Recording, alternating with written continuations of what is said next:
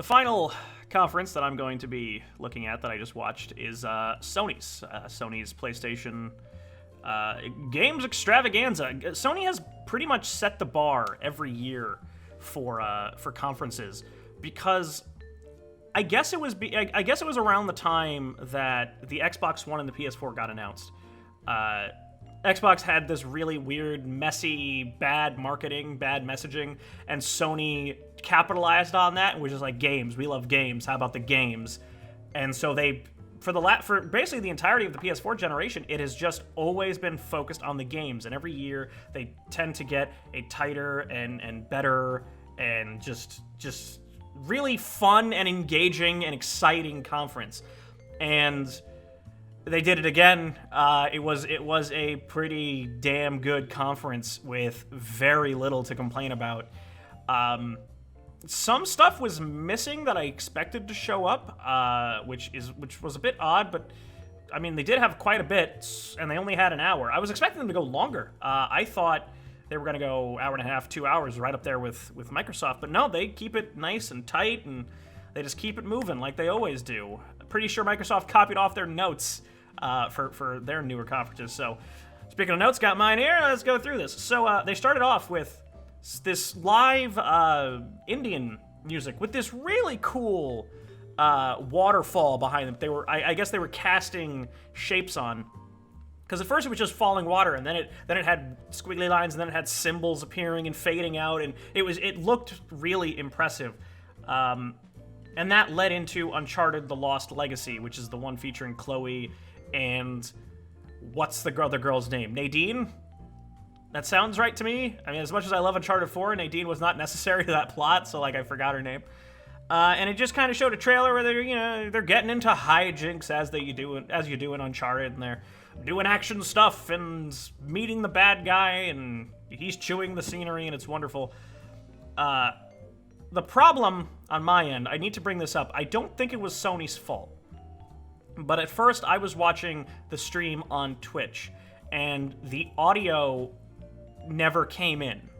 Basically, you basically got the audience audio, so you like heard the big like echo and the audience reactions, and you could hear what the guys on screen were saying, but it was really low and muffled, and it sounded like they were talking through PVC pipe.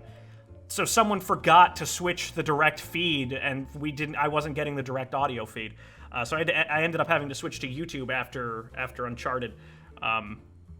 So I don't really know if I can really knock that against Sony. It's a blemish from my personal experience, but since it wasn't, like, I moved over to YouTube and the audio there was fine, so it must not be Sony's end. It must be whoever was running the Twitch stream. So I just felt like I needed to point that out. So then Horizon Zero Dawn is getting some kind of expansion or DLC. I didn't actually catch its name because I was switching streams on the fly. Because since I was streaming the conferences, I had to very quickly readjust all my settings to compensate for YouTube. So I didn't actually catch the name of it, but more Horizon Zero Dawn is never a bad thing. It was just a trailer, and that's cool. I wish I still had that game. I had to rent it, but it was excellent. So if you want more Horizon, you're getting more Horizon, so that's good. Then we got an extended demo for Days Gone. That was revealed last year. It was that zombie biker game. And the biggest thing that stood out about it last year was the sheer number of zombies on screen, where they were basically acting like, the best way I can describe them is they were a tidal wave of zombies. It was a tsunami of zombies. There were so many of them, and it was nonsense. But the demo last year was actually kind of underwhelming aside from that technical achievement. This time, they gave an extended demo where the main character, who I just realized is played by Starkiller from Star Wars The Force Awakens, he goes out to find his friend or brother or something along those lines, and he hops on his bike, and you're riding around what I assume to be an open world. And he gets attacked by some wolves, and he has to do a quick time event to shoot a wolf before they get him, and then these guys ambush him, and he gets in a fight with them, and it's quick time events again. A lot of quick time events. But there were some cool scenes. He walked through there. He saw all these zombie bodies hanging, and he walked through them, and then one of them came alive and grabbed at him, and he had to stab him. And at that point, Sony's camera pulled out, like they cut away from the screen to show that they actually had live actors playing zombies hanging from the rafters, and it's kind of unnecessary, but okay, cool. One small issue with the conference is that Sony tends, I don't think it's exclusively to this year, they tend to get too arty for their own good.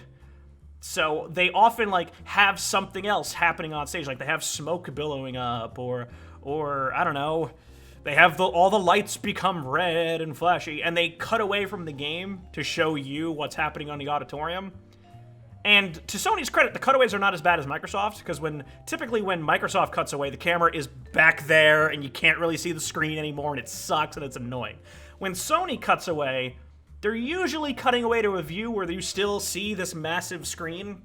Like, you're still getting a good view and you can tell what's going on. So it's not optimal. I just kind of wish they would stop cutting away altogether. We don't need at home to see, you know, actors on stage playing zombies or the lights changing color. We don't really need that at all.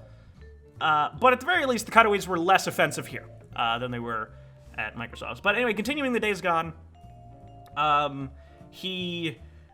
they show some stealth gameplay where he's hiding in tall grass, as you do in these types of games. And he plants a bear trap, and he throws a rock, and a guy walks over to it and gets his foot caught in the bear trap and is screaming, and the other guys are saying, "Shut the fuck up! Shut up! Shut the fuck up!" And the character runs past them and looks over a cliff edge, and there's a tsunami of zombies. And they're kind of like listening to this yelling, and then they shoot the guy in the background to get him to shut up, and that attracts the horde. And they're all gonna die. So the guy keeps going, and then again, he finds the guy he's looking for and sees this camp full of bad guys, so he blows up a wall and a fucking wave of zombies comes in. He's kind of an asshole. Like, I understand that, you know, they kidnapped his friend. They're probably not good people, but Jesus Christ. It's still impressive how many people were on screen. That was legitimately impressive. And then it ended with a zombie bear. Not since Condemned 2 have I seen a crazed zombie bear, but I'm glad they're making a comeback. It was just really cool. It's really fun to see. So it was a solid presentation, I think. It was all right. Then after that, Sean Layden came on stage, who I like. Sean Layden is a fine presenter. He's I believe, the CEO of Sony. I don't actually know his position. But the only thing that's weird about Sean Layden is that he continues to not have a neck, which is just kind of distracting. So he walks off stage, gives a short presentation, walks off stage, and they reveal Monster Hunter World, where they are bringing Monster Hunter to the PlayStation 4. I don't think it's exclusive. I think it's coming to other systems as well. But I've never really tried the Monster Hunter games. I think I might have tried one back on the Wii, but they've pretty much been Nintendo exclusive for a while now. They used to be on the PS2, but they've been like DS for the last couple of years. So it's really cool to see this big, like, this Monster Hunter game where you're hunting these giant beasts, but see it, like, in high fidelity, like, HD, like, jumping up on T-Rexes and stabbing them and getting thrown. And I've always liked how the Monster Hunter guy runs, because he doesn't run like a cool guy. He runs like, oh, shit, like, which is always cool. Yeah, Monster Hunter, I mean, it looks very nice. Seems to have some kind of stealth system. I don't know if that's new, where they like he puts camouflage on himself like a ghillie suit and sneaks through the brush. I don't know if that's new or not, but still looked neat. Then Shadow of the Colossus is getting a remaster, I guess is the term. It seems like a complete graphical overhaul, so that it looks and runs like it's supposed to be on a PS4, and not just them like, oh, we're gonna upgrade the textures a little bit. It looks like they completely redid everything, and it looks really cool.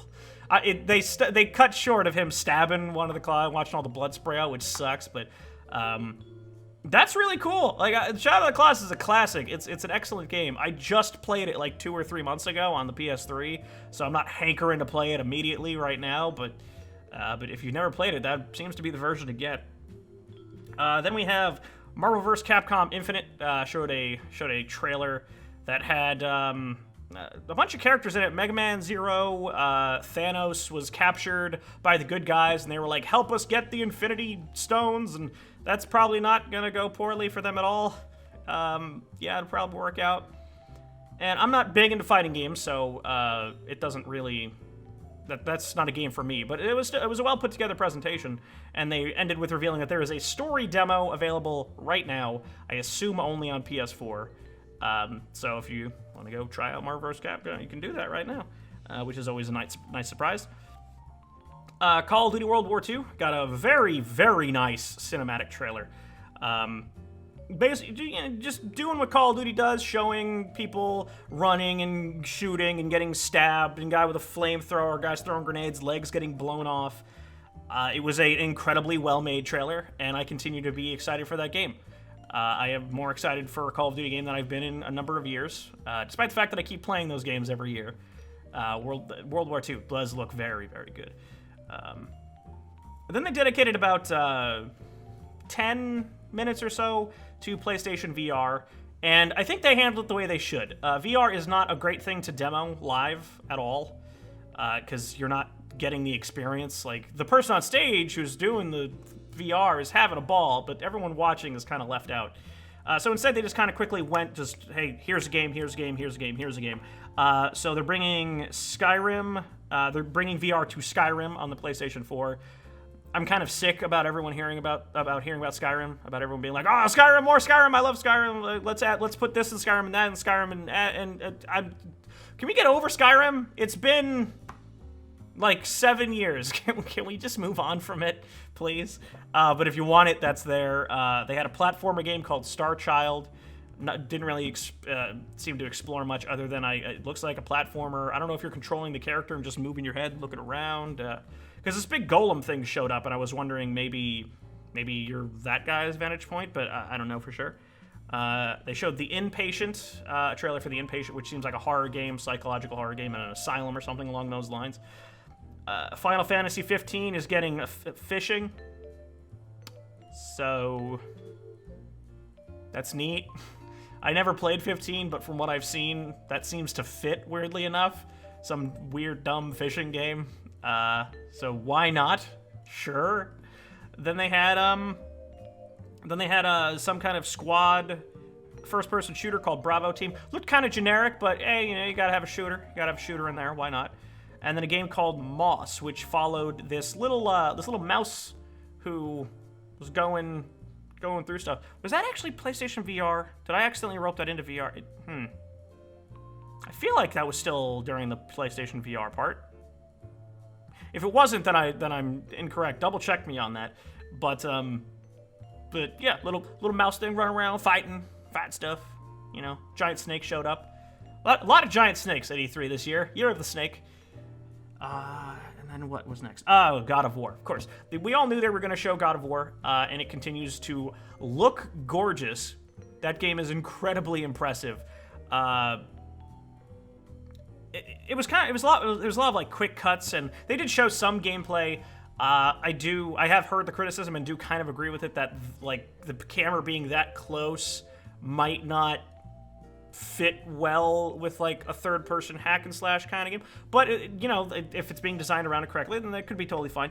And he's talking to this boy, and it seems like an interesting dynamic that the two of them have, and the boy actually is helping Kratos in combat. Like, you clearly saw him jumping on enemies and distracting them or stabbing them, so it really looks really cool. I never really got into the God of War games. I played the first one, but I never played anything past that. But I am intrigued, and that was announced for early 2018, so next year. Then we got an extended demo for Detroit Become Human, which continues to interest me. Quantic Dream's games, I actually like, I guess, most of their output. Well, I've only played some of them, but I really liked Indigo Prophecy. It got ridiculous in the last part, but I still liked it. I liked Heavy Rain, even though there's plot holes you could drive a truck through, but I still really enjoyed it. And Beyond Two Souls is garbage, is hot garbage. But Detroit does look incredibly interesting, and they did the same thing this year they did last year. Well, to a lesser degree, where they showed a character. They showed these two characters trying to free a bunch of androids from like a department store who were on display, and it's like, hey, you can get caught and abandon the mission entirely, or hey, you can disable the security drone before it sees you, or hey, you could crash a dump truck through the store. And if you do decide to free the androids, do you want to go with the violent approach? Do you want to go pacifist? So it showed there was a whole bunch of different options. I'm curious how much that choice stuff actually affects stuff at the end of the day, because traditionally, when it comes to choices in games, and this also holds true for Quantum Dream's previous efforts, you still, like, no matter what choices you make, you still end up at the same spot. And I know that it's incredibly difficult and maybe even unrealistic to expect there to be, like, all these different branching paths and all these different outcomes and all this stuff. But that's what they keep pitching. That is the dream that they keep pitching. And I'm optimistic for Detroit. It looks really nice. Not just graphically, but also in terms of as the game. I am very intrigued. Say what you will about David Cage, but at least he's incredibly interesting. What was next? A very quick Destiny 2 trailer. It was a good trailer. It didn't really show much. Like, hey, it's Destiny. Check it out. You shoot stuff, and there's a bad guy, and that's all good. That's about it. And although they did say that the PlayStation 4 was getting exclusive stuff, exclusivity, exclusive strike, exclusive gear, exclusive gun, exclusive PvP map. Exclusives don't really do much for me. I've never really bought a game because it had a map that the other version didn't have. I kind of find the exclusivity thing kind of gross in the grand scheme of things, like, because you're limiting your players. But fine, whatever, it's fine. Fine. If you like Destiny, I guess get it on the PlayStation. That's where all the content is. And I was expecting them to end with The Last of Us Part 2. I think that's what most of us were expecting. Last of Us Part 2 did not show up at this conference at all, actually. They ended with Spider-Man, the new, which I think is from Insomniac? That sounds right. And I've always had a soft spot for Spider-Man games ever since I played Spider-Man 2. I really liked that one. I played, I think, Web of Shadows. There was the one where you had the 4 different timelines merging. I liked that one. And I've always enjoyed Spider-Man games, even if they haven't been, the top tier, most amazing things in the world. This looks fucking amazing. This Spider-Man game is so unbelievably cool, and it flowed well, and it had amazing animation, and he was snarking like Spider-Man should. I'm not even a Spider-Man fanboy. I don't give a shit about that character, but it was so awesome. Like, he was webbing people and slamming their faces down to the concrete. He set a trap for one guy, and that guy got grabbed and yanked into a concrete wall. Pretty sure his back is broken, but whatever, it's fine. Non-lethal. Spider-Man doesn't kill. He does he's doing all these slick combat moves, like the combat when he actually fought a group of enemies. It looked like the Batman style stuff where you're countering people and you're dodging around and you're hitting people. But it was just so stylish and sleek and Spider-Man-y that it was so fucking cool. It was so cool to watch. It was without a doubt like the highlight of the conference. Then he's just sitting with a helicopter, and then he's swinging through the city, and the swinging looks the best it's ever looked. It looked perfect. It ran up a wall. It looked like it should. Nothing looked jarring. The transitions from wall running to swinging to climbing, none of it looked jarring like it used to in the other Spider-Man games. Does this amazing set piece with a helicopter where this helicopter starts to crash, and he webs it and grabs it and swings on the helicopter as it goes up into the sky, and granted, I will say, a lot of that really cool stuff, this crane falls down and he's wrapping the crane in its webs, a lot of that was just QuickTime events, which, when you initially see a bunch of QuickTime events, you kind of get annoyed. Because you're like, man, I want to be playing this, I don't want to just be hitting buttons. I don't mind QuickTime events if they're done well. So initially, you have like this small knee-jerk reaction of, QuickTime events, god damn it. But how the hell are you going to do these amazing spectacle set pieces without the QuickTime event? Otherwise, you're just going to be watching a cutscene. So it does give you some kind of interactivity. So I just hope that there are a little hilarious death animations. Like, they did show him fail one QuickTime event, and he got a second chance. Like, he was holding onto a helicopter, and the bad guy went to hit him, and he missed the QuickTime event. He fell off the helicopter, but he got a chance to shoot his web back at the helicopter and try again. So unless, I don't know, I'm hoping they either give you second chances for some of them, or just have the most hilarious, just him getting squashed or fucking up, or like, it'd be great. They can make it work. But it was seriously like the most It was genuinely impressive. You wouldn't think a Spider-Man game would be the closer. You wouldn't think a Spider-Man game would be so amazing to watch that it would be worth bookending your but it was amazing. It was the Amazing Spider-Man. It was amazing. Really good. Really good. So, like, yeah, there are things you can be disappointed that you didn't get to see. The Last of Us Part 2, most people expected. It didn't show up. I saw some people hoping for Gran Turismo. I think, I don't know when the last Gran Turismo game was. I don't give a crap about Gran Turismo, but other than The Last of Us missing, what else could possibly have been there that I'm not thinking of? I don't know. But as a conference, it was a incredibly well put together conference. You could be disappointed that there wasn't specific things. The audio issues in the beginning were annoying. Were annoying, but I don't know if you can blame that on Sony or not.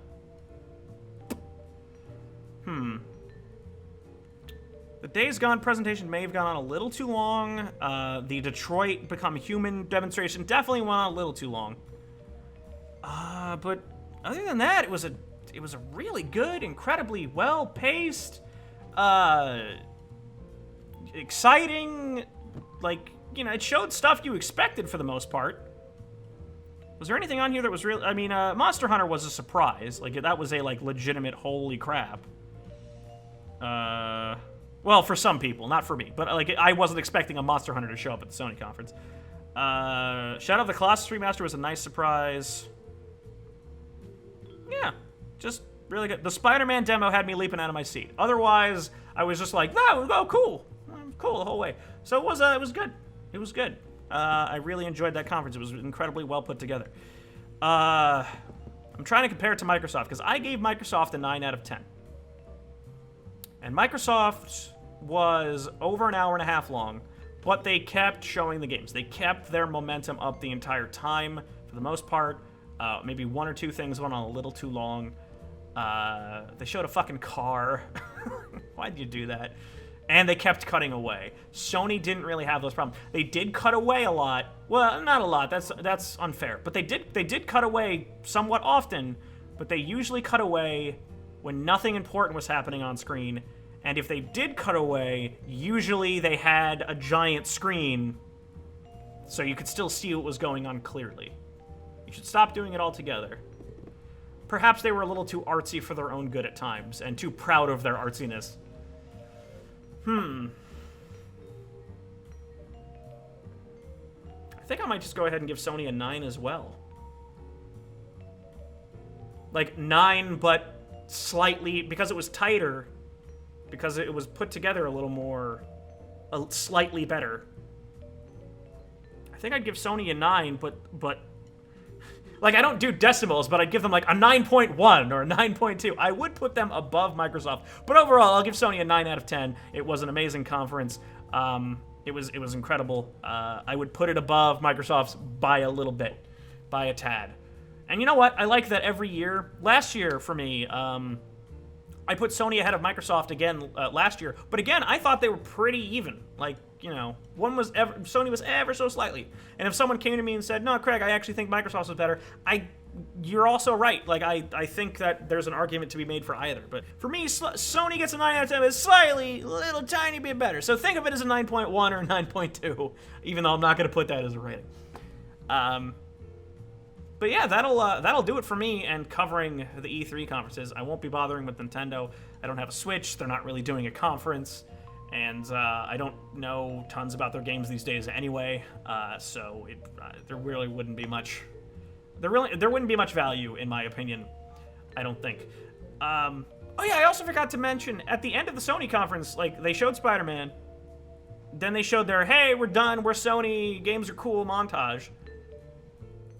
Then they cut back to Spider-Man to show a guy in the crowd with his phone. And then he just ran away. But, like, who was that guy? Was he relevant? Did they mean to cut back to that? Because I got nothing out of that. Like, did I miss something? Are Spider-Man fans, like, going like, "Oh my god, phone guy"? Like, I don't know who that was. Who the fuck was that guy?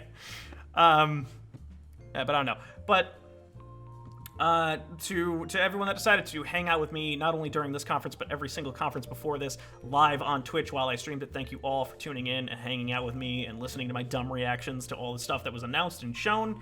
If you decided to watch any of these conference videos on YouTube, then thank you for deciding to listen to my opinion. I'm not gonna say instead of other people's. You're probably listening to multiple. I know I am, but yeah, I hope everyone had a really good time, and I gotta get working on my next proper Critical Nobody video again.